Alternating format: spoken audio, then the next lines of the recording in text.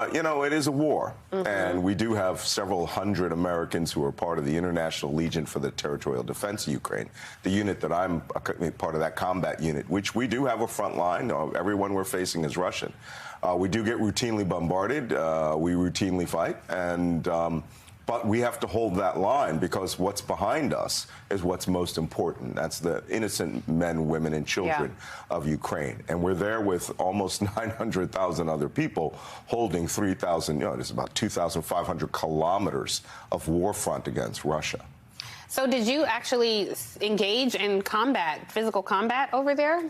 Well, I'm part of the intelligence apparatus. I run the battalion's intelligence apparatus. I haven't actually fired my firearm at a Russian, but I carry a firearm every day. We do get bombarded. We do actually send, artillery back. It's a stalemate sort of war. When the war goes more kinetic, of course, because I'm part of the command team, we have to be prepared to fight. So we're constantly at range. We're constantly doing it. And very few of the actual Ukrainian army are engaged in face-to-face warfare outside of the trenches. And those few, maybe 10,000 or more, who might be in that active fight are in these strategic pockets, like the Severodonetsk pocket that we just had, the battle for Lysychansk. And we had Legion members fighting down there. But for the most part, the line is being held in order to wear the Russians down, to attrit the Russians. And then we suppose that there will be probably a major offensive. And at that point, will be a foot mobile or vehicle mobile infantry combat force. That all sounds very frightening, the war happening in Ukraine. I wonder what a war here in this country might look like. And that's what your book is essentially about, because you just faced off with people who were trying to kill Americans. You are coming home to people who you say are also trying to kill Americans. Tell me who you're talking about when you say that. I juxtapose my time in Ukraine as that being the Eastern theater in the defense of global democracy. And every once in a while, I hear what's going on back in the States. I take a look at my Twitter feed. I look over my shoulder at the Western Wall in the defense of democracy here in the United States, and it's collapsing. It appears to be collapsing. We have, when I predicted this on November 6, 2020, when I was on Real Time with Bill Maher, and everybody was saying, kumbaya, time to shake hands, time to understand what they really want. And I said, I'm seeing something completely different. I'm seeing an insurgency form. And that is a campaign to destabilize the sitting government. And 62 days later, the first strike of that insurgency would happen, which was the insurrection here at the Capitol. And insurgency is a long-term campaign. It's not a one-day thing. And you've seen since that time, they have been pushing their campaign both politically and threats of paramilitary and personal action. It's really frustrating when people, we were talking in the commercial break about people saying, you're saying we're trying to kill people and we're not. I think it's important to show people, no, actually you are. During one of the hearings of January 6th, we heard from two black women, patriots, doing their job, trying to help people register to vote, make sure the process goes smoothly. Their lives have been upended by people attacking them in Georgia. I want you to take a listen to their testimony, and then we'll talk about it on the other side. A lot of threats, wishing death upon me, telling me that, I'll be in jail with my mother, and saying things like, be glad it's 2020 and not 1920. I get nervous when I have to give my name for food orders. I'm always concerned of who's around me. I've lost my name, and I've lost my reputation. I've lost my sense of security. I mean, that's the face on what's on the other side of people making these kind of threats. So when people say, you're saying these things, that is what it looks like. What's absolutely fascinating to me is that as I listen to the communications, the chat rooms internally of the Trump supporters, and now what I see in my Twitter timeline of them saying, how dare you say all Trump supporters are like this?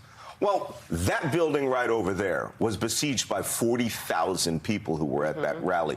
10,000 engaged towards the police, as many as 10,000, they believe, actually compressed up there, and as many as 2,000 entered the building. You could see there were thousands of people engaged in combat.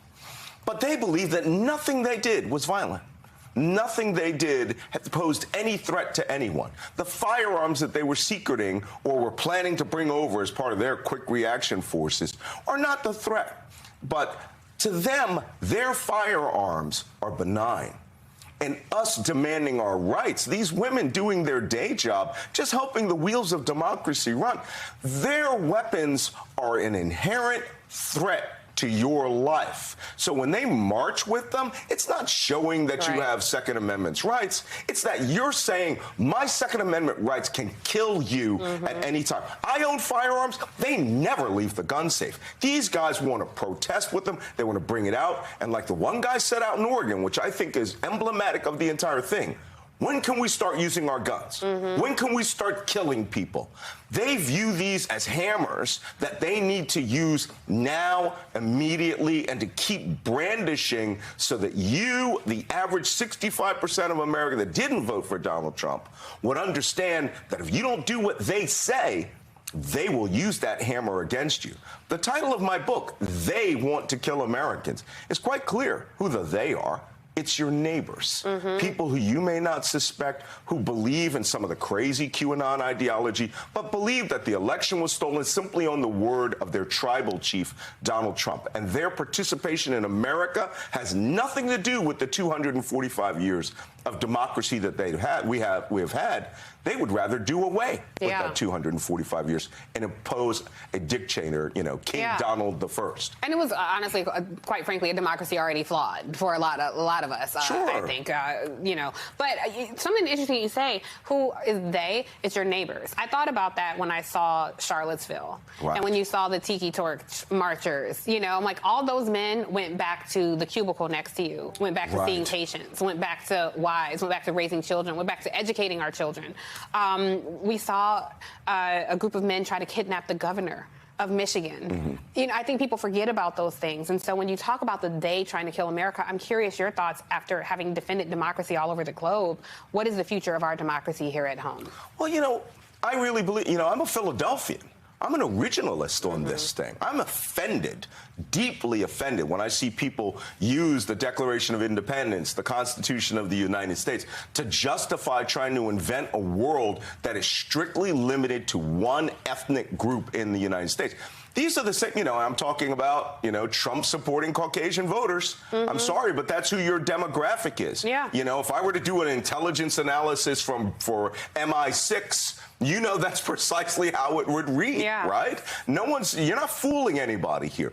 The problem is that they feel that their position within society over the last 245 years, their current, strength and how strongly they feel about Donald Trump gives them an advantage that should wipe out all equality in America. They want to remove the words diversity from America. They want to remove the words equality from government documents.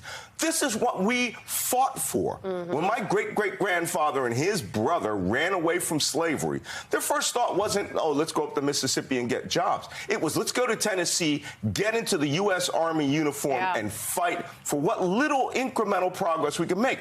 But they weren't fighting just for black slaves who had run away. They were fighting for all America.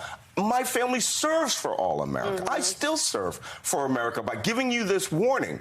But if you're a real American, you'll look at yourself and say, hey, wait a minute. Am I part of this? Am I here to use the Constitution as a fig leaf and tear away all the rights from your other fellow citizens?